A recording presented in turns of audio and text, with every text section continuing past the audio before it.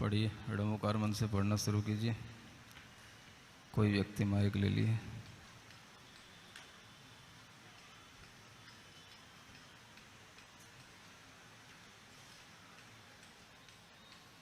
नमो अरिहंताणं नमो सिद्धाणं नमो ऐरियाणं उज्छायाणं नमो लोहे सवसाहुणं।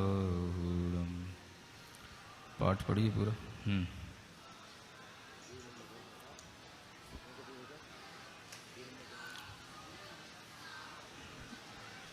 पढ़िए, एक जन माइक से पढ़िए।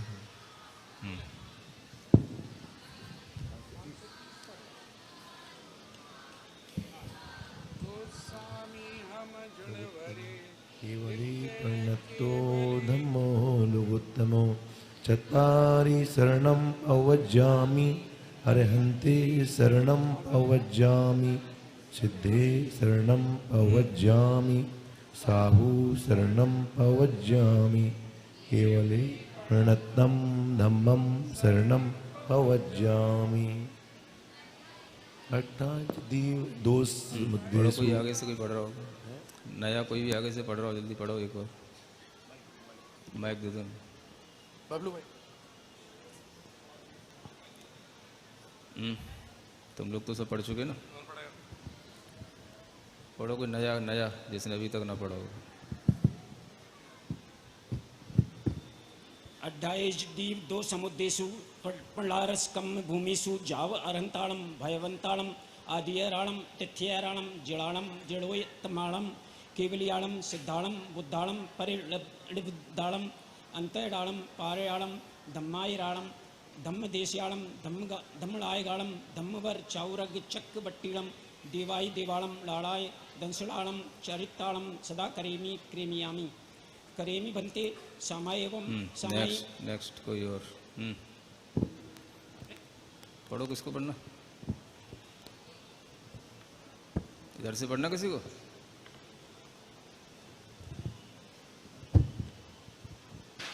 पढ़ते क्यों नहीं तुम लोग?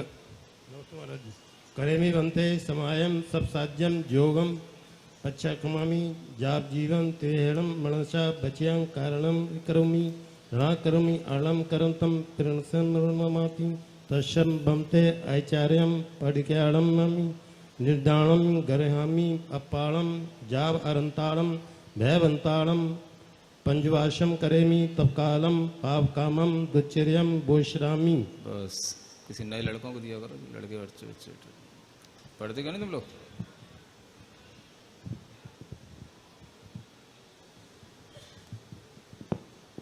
तोषामि हम जिणवरे किक्कियरे केवगियरां केजरे रणपवनोये मय्ये वियुरे मगे महापन्गे गुय सुजोये यरे धम्मं किक्कंकरे जिणे वन्गे अर्हन्ते किक्किशे चौविशं चेव केवगिरो कुशेमजीयं च वन्गे शम्भमविरङ्गरं च शुभयं च पौमपं सुपाशं जिणं च चङ्गपहं वन्गे सुवियं च पुष्यंक शीयल शेयं च वासुपूज्यं च विमगमणंक भैवं धम्मं शंकी च वन्गामि कुंकु च जिणवरिंगम अरं च मन्गिं च शोभयं च मणिगमि वन्गामि ऋक्किणीमि कैपाशं वड्मारं च एवं मयि अविक्वा विहुरे मगापै पैर्जं वीरे मगा पैहर जगमरगा चौवीशं पीजिर्वगा किक्कियरामि पशीयन्तु किक्किये वन्गिये मय्या एहे गुगुक्वाजरा शिग्गा आरोग्यराणुगाहं गिन्तु समाहिं च मे बोहिं चङ्गेहिं रिम्मङ्गयगा आयच्चे अहि पयाशङ्का शायारुमिव गम्भीरा शिग्गा शिग्गिमं गिशन्तु। ठीक, और किसी को दे दो। श्रीमते वर्धमानाय नमो नमित विधि से यज्ञ ज्ञानार्थमंतम भुक्ता ते लोक्यम गोष्पदायते तब सिद्धेण सिद्धे संयम सिद्धे चारित्र सिद्धे अणामामि दंसणामामि या सिद्धे शीर्षाणम समामि सामि। एक माइक इधर दे दो।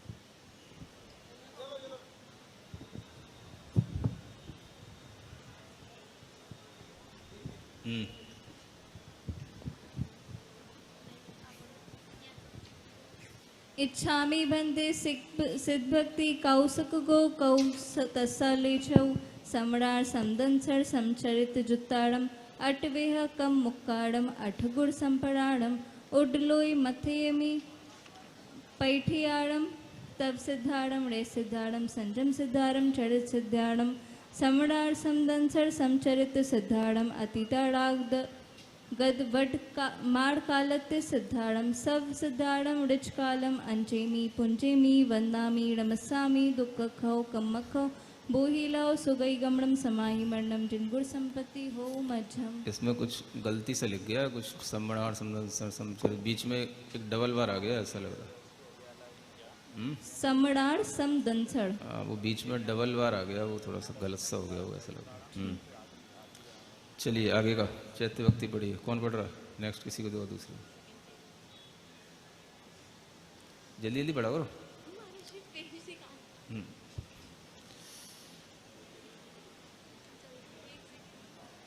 पेज नंबर क्या था? बोलो, बोलो। 376। वर्षेषु वंशांतर पर्वतेषु नंदीश्वरे यानि च मंदरेषु यावन्ति चैत्यायतनानि लोके सर्वाणि वन्दे जिनपुङ्गवानाम् अवनितलगतानां कृत्रिमाकृतिमाणां वनभवन गतानां दिव्यवैमानिकानाम् एमनुजकृतानां देवराजार्चितानां जिन्वर्णलियानां भवतोऽहं स्मरामि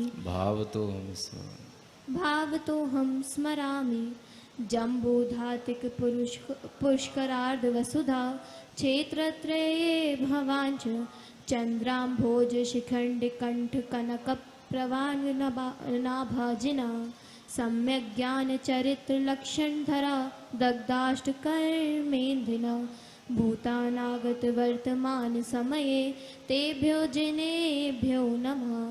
श्रीमन्मेरो कुलाद्रौ रजतगिरिवरे शाल्मलौ जम्बूवृक्षे वक्षारे चैत्रवृक्षे रतिकररुचके कुण्डले मानुषाङ्गे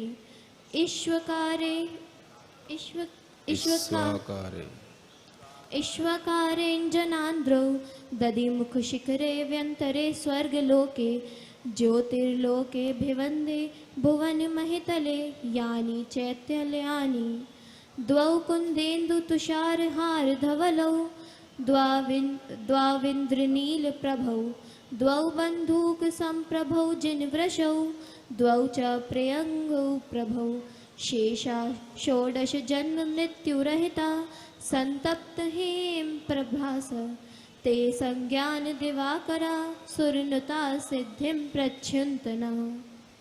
इच्छामि बन्ते चेय भक्ति काउ सगो कौ तस्सालोचौ आहलोए तिरियलोए उड्डलोयम्मी किट्टिमा किट्टिमाणी जानी जिड़ चेयाणी ताणी सव्वाणी तिसु तीसु विलोईसु भवण वासीय वाणा व्यंतर जोईसीय कप वासयति चौव्या देवा सब परिवारा दिव्येण राहणेण दिव्येण गंधेण दिव्येण अखेण दिव्येण पुफेण दिव्येण चूर्णेण दिव्येण दीवेण दिव्येण धूवेण दिव्येण वासेन ऋच्यकालम अंचन्ति पूज्यन्ति वंदन्ति रमसन्ति अहमवि इह संतो तत् संताई ऋच्यकालम अंचेमी पूज्येमी वंदामी नमस्सामी दुख खौ कम्म खौ बोहिलाओ सुगई गमनम समाई मरणम जिन गुण संपत्ति हो मच्छम।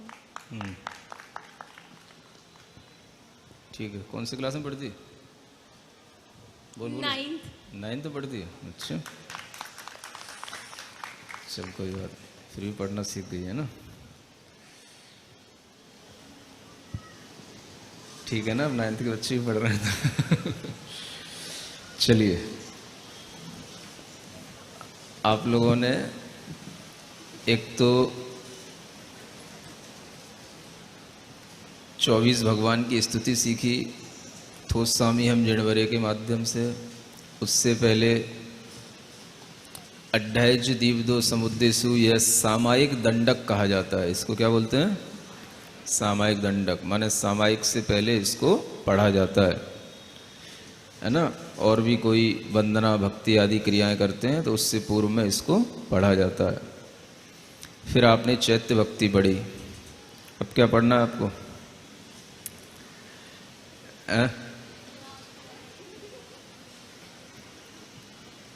क्या पढ़ना है? जो हम पढ़ाएंगे। अभी एक शांति भक्ति होगी, उसमें एक पेज देखें, उसमें कौन सा पेज है आपकी किताब में? शांतिनाथ भगवान का यह क्षेत्र है और अधिकतर आप लोग दुखों की शांति के लिए कुछ ना कुछ शांतिनाथ भगवान की स्तुति किया करते हो। तो इस तरह की स्तुति, जो एक सरल सी स्तुति है, 408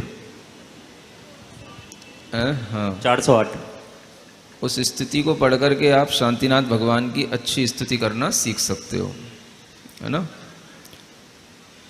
ये आचार्य पूज्यपाद महाराज द्वारा रचित शांति स्तुति है, शांतिनाथ भगवान का स्तवन है।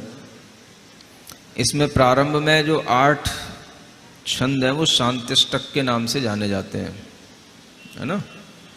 और बाकी के जो आगे के छंद हैं वो तो बहुत से लोग अपनी पूजाओं में भी पढ़ा करते हैं।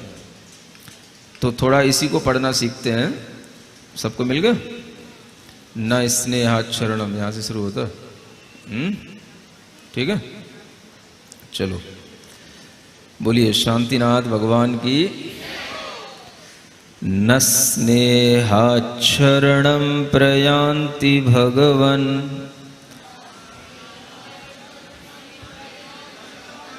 पादद्वयं ते प्रजाः हेतुस्तत्र विचित्र दुःख निचय संसार घोरार्णवः अत्यंत स्फुरदुग्र रश्मि निकर व्याकीर्ण भूमंडलो ग्रैष्मः कारयतीन्दुपादसलिल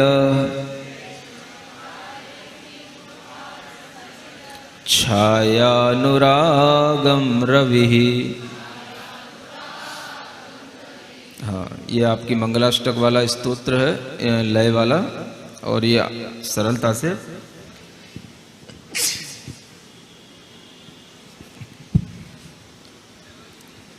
पढ़िए एक बार। न स्नेहाचरणं प्रयान्ति भगवन् पादद्वयं ते प्रजा हेतुस्तत्र विचित्र दुःख निचया संसार घोरार्णवा अत्यन्तस्फुरदुग्र रश्मिनकर व्याकीर्ण भूमण्डलो ग्रैष्मः कारयतीन्दुपादसलिल छायानुरागम रवि। सबको पढ़ने वाला एक अच्छी स्तुति है शांतिनाथ भगवान की। एक बहुत बड़े आचार्य हुए हैं, आचार्य पूज्यपाद। कौन से? एक बार आपको बताया था, ईसा की कौन सी शताब्दी के हैं? किसी ने सुना? पहले भी बता चुके हैं। हाँ, 5वीं शताब्दी के आचार्य हैं। कौन सी? हाँ, और इन्हीं के द्वारा लिखे हुए अन्य ग्रंथों के बारे में भी आपको बताया था। जब इस क्लास के बाद में कुछ और दूसरे श्लोकों की जानकारी आपको देते हैं तो उसमें कुछ ग्रंथों के नाम लेते हैं। कौन कौन से ग्रंथ बोलते हैं कभी कभी बीच में? एक बोला था इष्टोपदेश, क्या बोला था? और एक बोला था समाधि तंत्र, क्या बोला था? हाँ, ऐसे कुछ नए नए ग्रंथों के नाम भी याद रखो जिनके श्लोक आपको आगे की स्पिरिचुअल जर्नी वाली क्लास में बताए जाते हैं, है ना। वो जो ग्रंथ हैं वो भी इन्हीं आचार्य पूज्यपाद महाराज के लिखे हुए हैं, और उन्हीं आचार्य पूज्यपाद महाराज ने इन अनेक भक्तियों को लिखा है। ऐसा कहा जाता है, सुनने में आता है, ऐसी किंवदंती है कि उनके नेत्रों में कुछ रोग हो गया था, जिसके कारण से उन्हें दिखना बंद हो गया था। तो उन्होंने शांतिनाथ भगवान की यह स्तुति की थी, और इस स्तुति से उनका वह नेत्र रोग ठीक हो गया था। तो ये स्तुति आप लोगों के लिए भी अपने तरह तरह की विघ्न बाधाओं को दूर करने के काम में आएगी। और आगे इसमें इस तरह के छंद भी हैं कि भगवान की स्तुति करने से सब तरह की विघ्न बाधाएं भी दूर होती हैं। तो जैसे आप शांति विधान करते हो, आप शांति विधान तो रोजाना नहीं कर सकते हो, लेकिन ये स्तुति रोजाना पढ़ सकते हो, अपने दुखों की शांति के लिए, अपने कर्मों की शांति के लिए। तो बहुत अच्छा भाव यहाँ स्तुति के प्रारंभ में दिया है कि आचार्य पूज्यपाद महाराज कहते हैं, न स्नेहात् शरणम प्रयान्ति भगवन पादद्वयम ते प्रजा। न माने नहीं, स्नेहात् माने स्नेह से, शरणम माने शरण को, प्रयान्ति माने प्राप्त करती है, ते माने आपकी। भगवान यानी शांतिनाथ भगवान की स्तुति करते हुए आचार्य कहते हैं कि हे भगवान, ये जो प्रजा है, प्रजा माने सारी जनता जो है, ये भगवान आपसे स्नेह नहीं करती। क्या कह रहे हैं? ये स्नेह से आपके पास में नहीं आती। क्या सुन रहे हो? न स्नेहात् शरणम प्रयान्ति। शरणम का मतलब शरणम है ना, संस्कृत के कारण से वो आधा छ हो जाता है। तो ये प्रजा हे भगवान आपके जो दोनों चरणों में आई है, वो स्नेह के कारण से नहीं आती। क्या समझ में आया? माने किसी को भी भगवान से कोई स्नेह नहीं है। सही कह रहे हैं ना? बोलो। किसी को भी भगवान के चरणों से कोई स्नेह नहीं है। हे भगवान, ये कोई भी लोग आपके पास में जो भक्ति करने आते हैं, ये कोई भी आपके स्नेह से आपके चरणों में भक्ति करने नहीं आते। इन्हें किसी से भी आपको कोई स्नेह नहीं है, इन किसी को भी, ऐसा कहा जा रहा है ना। फिर क्यों आते हैं? तो उसका हेतु नीचे लाइन में बताया जा रहा है। हेतुस माने उसका हेतु माने कारण, उसका रीजन ये है, तत्र विचित्र दुख निचय संसार घोर आर्णव। कि संसार एक घोर आर्णव माने होता है समुद्र, सागर। संसार एक घोर क्या है? सागर है। और उस सागर में विचित्र माने अनेक प्रकार के दुखों के, निचय माने होता है समूह, है ना। उस संसार में बहुत सारे दुखों का समूह है, बहुत सारे दुखों का ढेर लगा हुआ है उस संसार के सागर में। आया समझ में? क्या होता है उससे? संसार घोर आर्णव है, अत्यंत स्फुर दुग्र रश्मि निकर व्याकीर्ण भूमंडलो। जो भूमंडल है यानी ये जो पृथ्वी लोक है, ये कैसा है? अत्यंत माने बहुत अधिक, स्फुरायमान रश्मियों के समूह से व्याप्त ये भूमंडल है। किसकी रश्मियां? ग्रीष्म कारय तीन्दुपाद सलिल छायानुरागम रवि। जो रवि है, सूर्य है, उस सूर्य के ग्रीष्मकालीन, ग्रीष्म लिखा है ना, ग्रीष्म माने ग्रीष्मकालीन, जो ग्रीष्म ऋतु में गर्मी के समय पर जब सूर्य बहुत ज्यादा तपता है ना, उस समय पर अपनी किरणों से सारे भूमंडल को व्याप्त कर लेता है। तो उस समय पर जो रवि माने सूर्य जो है वो जब संसार को तपा देता है, क्या कर देता है?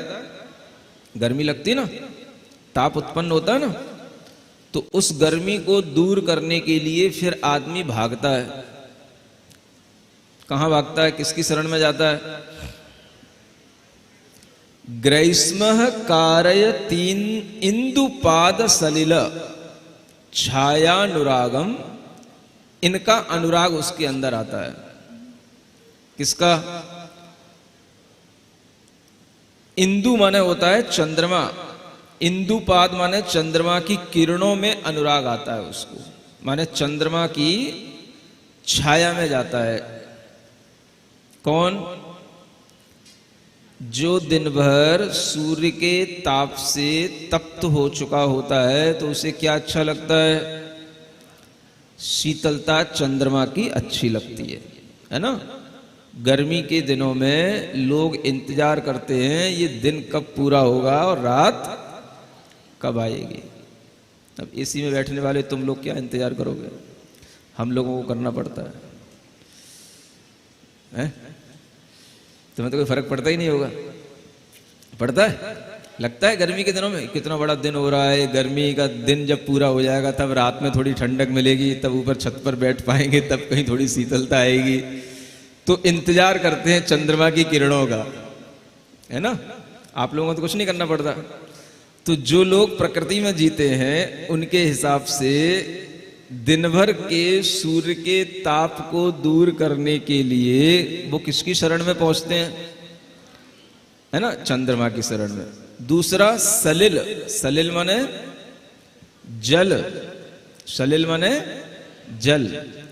जितना ज्यादा तपोगे उतना ज्यादा जल भी अच्छा लगेगा।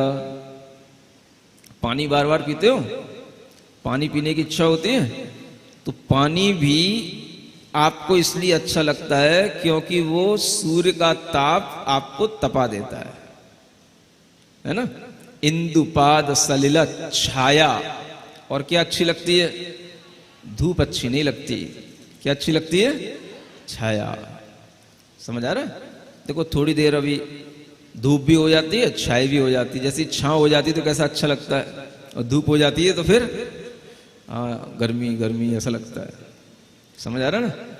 तो जो आपको छाया से अनुराग हो रहा है, अनुराग होने का मतलब जो अच्छा लगे उसी से अनुराग हो जाता है। आपको पानी अच्छा लगेगा, आपको छाया अच्छी लग रही है, आपको चंद्रमा की शीतलता अच्छी लग रही है। ये जो अनुराग आपको हो रहा है चंद्रमा से, जल से, वृक्ष की छाया से या किसी भी तरह की छाया से, तो यह अनुराग कौन करा रहा है? क्या सुना? ये अच्छा क्यों लग रहा है?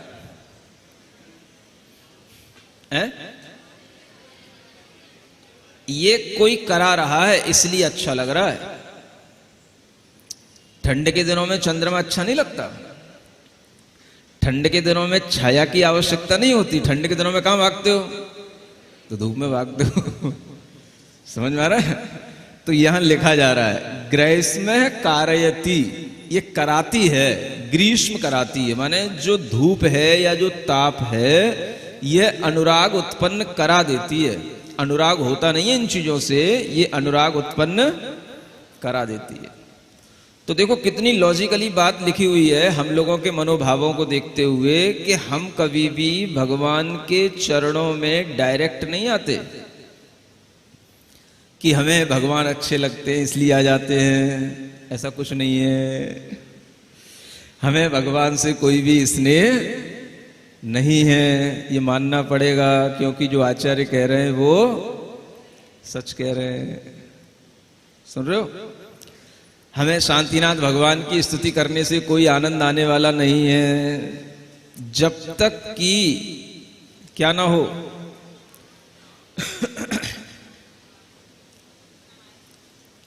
क्या ना हो?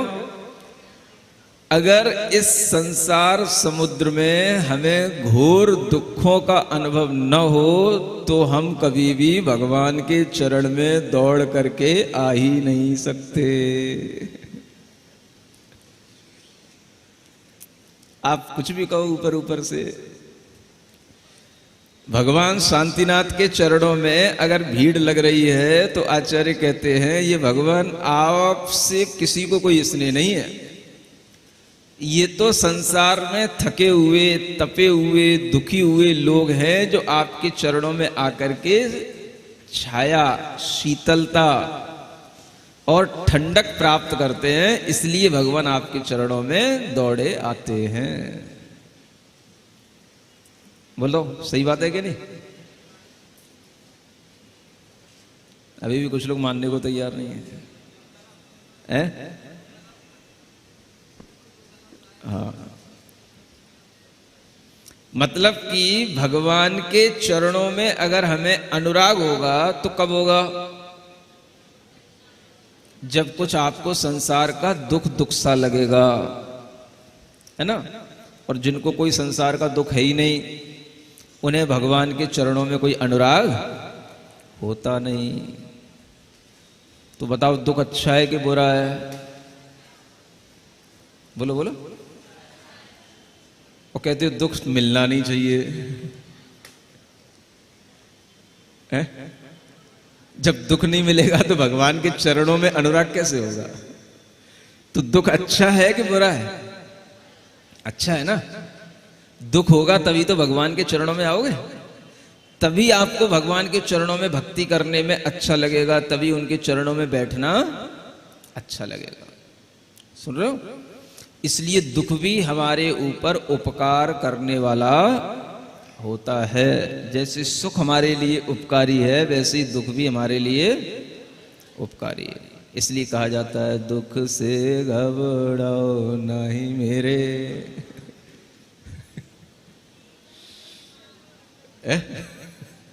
सबने सुना है ना?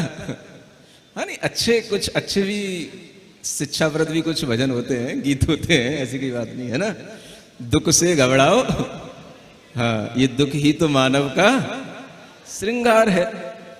तो दुख को भी अगर हम अच्छा समझेंगे या दुख से हम बचेंगे तो बचने के लिए ही फिर हम दौड़ेंगे। अब कहाँ जाएं दुख से बचने के लिए? दुख से कौन बचाएगा? तब आपको भगवान याद आएंगे, तब आपको गुरुजी याद आएंगे। इसलिए आप कहते हो ना कि बच्चों को धर्म पे मन क्यों नहीं लगता?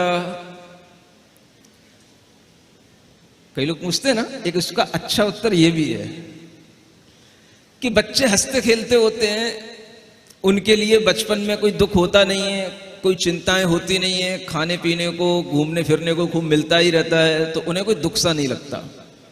समझ आ रहा ना?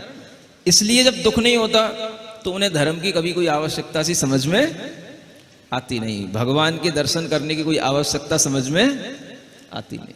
ये भी एक कारण है अगर धर्म की दृष्टि से देखा जाए तो, है ना?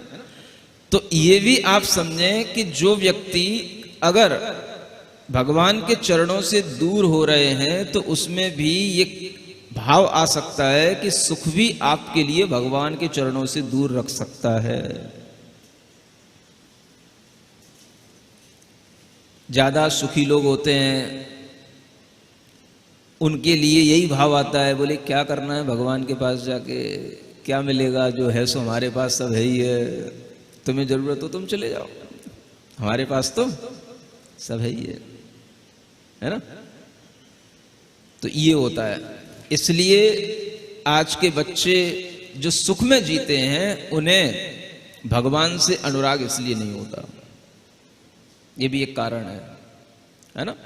और युवावस्था में सुख ही रहता है, बहुत कम लोगों को दुख होता है किसी कारण से, बाकी सबको सुखी सा रहता है ना? माता पिता सब कुछ करते ही रहते हैं, बच्चे अपने खेलते भी रहते हैं, पढ़ते भी रहते हैं, मौज मस्ती भी करते रहते हैं, है ना?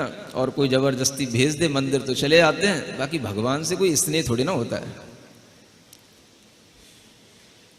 बोलो, हंस रहे हो सबके सब हाँ, ये बात अलग है कि भगवान से स्नेह अब हो जाएगा, क्योंकि अब हमें बीच में कोई बताने वाला है कि भगवान से स्नेह कर लेना चाहिए, है ना, ये बात अलग है। तो इसीलिए बीच में कोई आकर के बैठ जाते हैं, वो आपको डायरेक्ट भगवान से जोड़ने की कोशिश करते हैं कि आप भगवान से स्नेह करना, उनके चरणों से अनुराग करना सीखें। सुन रहे हो? ये भक्तियां किस लिए कराई जा रही हैं? भक्ति का मतलब किसकी भक्ति करना? हाँ, तो हमारी भक्ति करने के लिए, हमसे कुछ थोड़ा सा सीखने के लिए आप यहां आकर के बैठे, ठीक है ना। यहां तो हो सकता है कि आपका कुछ हमसे अनुराग हुआ हो, है? ऐसा कुछ हुआ क्या? कुछ ऐसा है क्या? तो चलो कोई बात नहीं, अगर ये अनुराग यहां हुआ है तो हम इसी अनुराग को अब शिफ्ट करते हैं कहां पर? भगवान की ओर, है ना। यही हमारा काम है।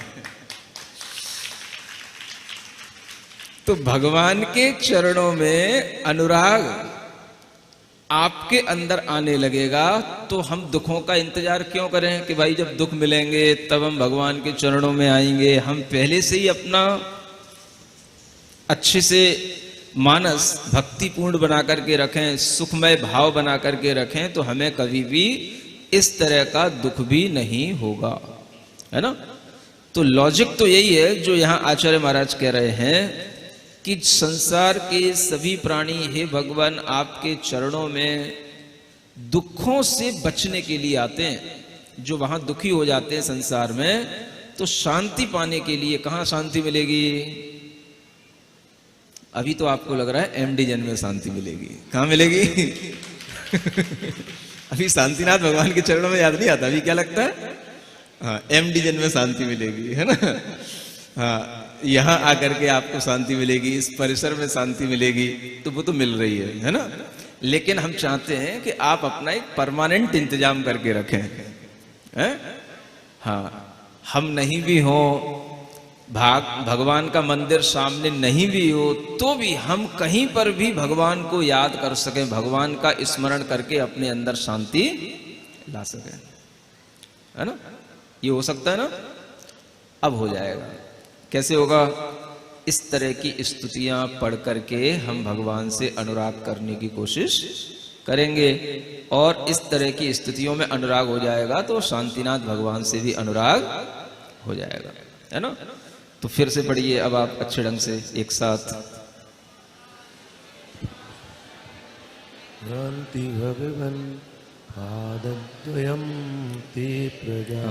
पादद्वयम ऐसे नहीं पढ़ना, पादद्वयम, है ना। एक द्वित्व के साथ पढ़ना सीख लो। अभी जो बेटी ने पढ़ा था वो भी ऐसी पढ़ रही थी, है ना। द्वौ बंधुक सम प्रभौ बताया था ना। प्रा अगर आ रहा है तो ये संयुक्त अक्षर है, उससे पहले के अक्षर पर आपको स्वराघात करना है, द्वित्व के साथ पढ़ना है। सम प्रभौ ऐसे पढ़ना। द्वौ इंद्र नील प्रभौ, कैसे पढ़ना? नील प्रभौ, है ना। बंधुक सम प्रभौ, प्रियंगु प्रभौ, कैसे पढ़ना? हाँ, वैसे तो अच्छा पढ़ा था, लेकिन ये भी एक और अच्छा ही बड़ा उसमें बनाना है ना। प्रियंगु प्रभौ ऐसे नहीं पढ़ना, कैसे पढ़ना? प्रियंगु प्रभौ। आ रहा समझ में? इसी तरह से ये द्वा में भी दो शब्द हैं, दा और वा, तो इससे पहले वाले अक्षर में भी द्वित्व के साथ पढ़ा जाएगा। पादद्वयम ते प्रजा, पादद्वयम, हाँ ऐसे पढ़ना है। न स्नेहाचरणं प्रयान्ति भगवन्, पादद्वयं ते प्रजा हेतुस्तत्र विचित्र दुःख निचया संसार घोराणवा त्यन्तस्फुरदुग्ररश्मिनिकरप् यावेण भूमण्डलो ग्रैष्मः कारयतीन्दुपादसलिलच्छायानुरागं रविः, है ना। ये आपको आराम से याद भी होगी और आप इसको पाठ करेंगे तो आपको लाभ भी मिलेगा। कोई एक दो व्यक्ति पढ़ के सुना, माइक देना। करो, कोई भी शुरू करो, कहीं से भी।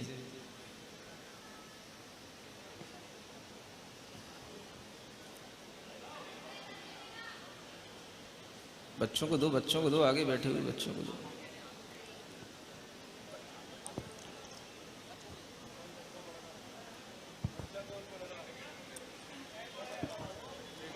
कहाँ जा रहा है माइक, कहाँ जा रहा है? सब एक दूसरे पे घुमा रहे हैं, कर क्या रहे हो? हाँ, पढ़ जल्दी से। न स्नेहाच्छरणं प्रयान्ति भगवन् पादद्वयं ते प्रजा हेतुस्तत्र विचित्र दुःख निचयः संसारि घोराणवः अत्यन्ति स्फुरदुग्ररश्मिनिकर व्याकीर्ण भूमण्डलो ग्रैष्मः कारयतीन्दुपादसलिलच् छायानुरागं रविः। अच्छा पढ़ता है। और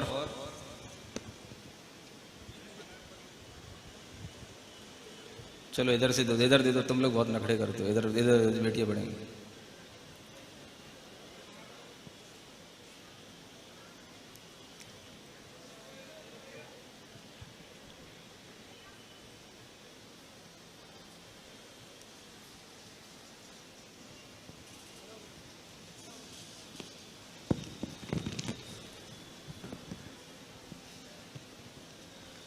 ना स्नेहाश्चरणं प्रयन्ति भगवन् पादद्वयं ते प्रजा हेतुस्तत्र विचित्र दुःख निचया संसार घोरार्णव अत्यंत स्फुरदुग्र रश्मि निकर व्याकीर्ण भूमंडलो ग्रीष्म कारयतीन्द्रपाद सलिलच् छायानुरागम रवि। चलो आगे दे दो।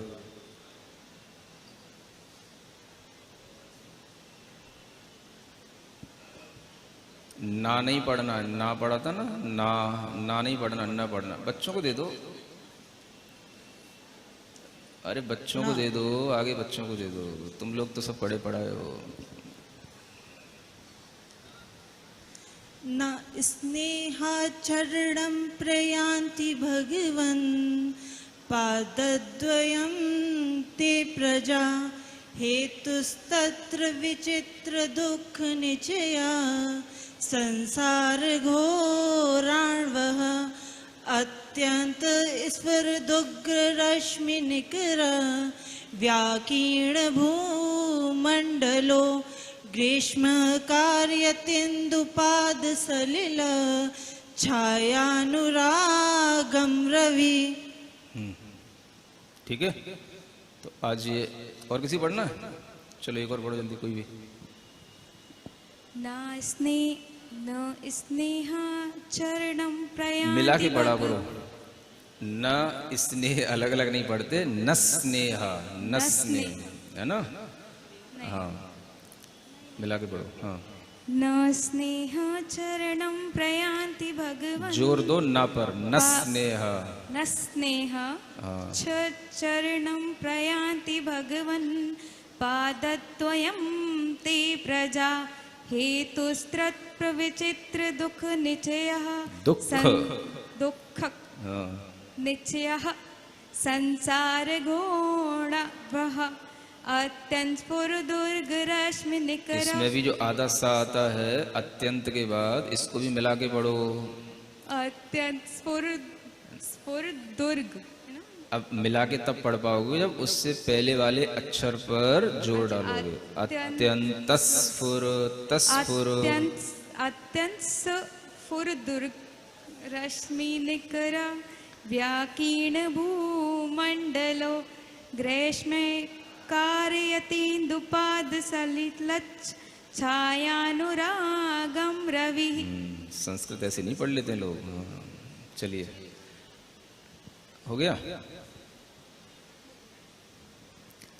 न स्नेहाचरणं प्रयान्ति भगवन् पादं द्वयं पादद्वय प्रते प्रजा हेतुस्त्रत विचित्र दुख निचयः संसार घोरान्वः अत्यंत स्फुग्र दुग्र रश्मि निकर व्याकीर्ण भूमंडलो ग्रीष्म कार्य तिंदुपाद सलिल छायानुरागम रवि। कौन सी क्लास में पढ़ती है? एर्थ में। अच्छा चल ठीक है, अच्छा पढ़ रही है ना। चलिए तो इसको आप प्रैक्टिस में लीजिए, है ना। फिर कल फिर पढ़ेंगे, कल फिर पढ़ाएंगे। तो इसमें शांति भक्ति में जितना भी इसमें जो छंद है उसमें 8-9 छंद तो अष्टक के रूप में वो आगे पढ़े जाएंगे, बाद में उनका अर्थ बताया जाएगा। ठीक है ना।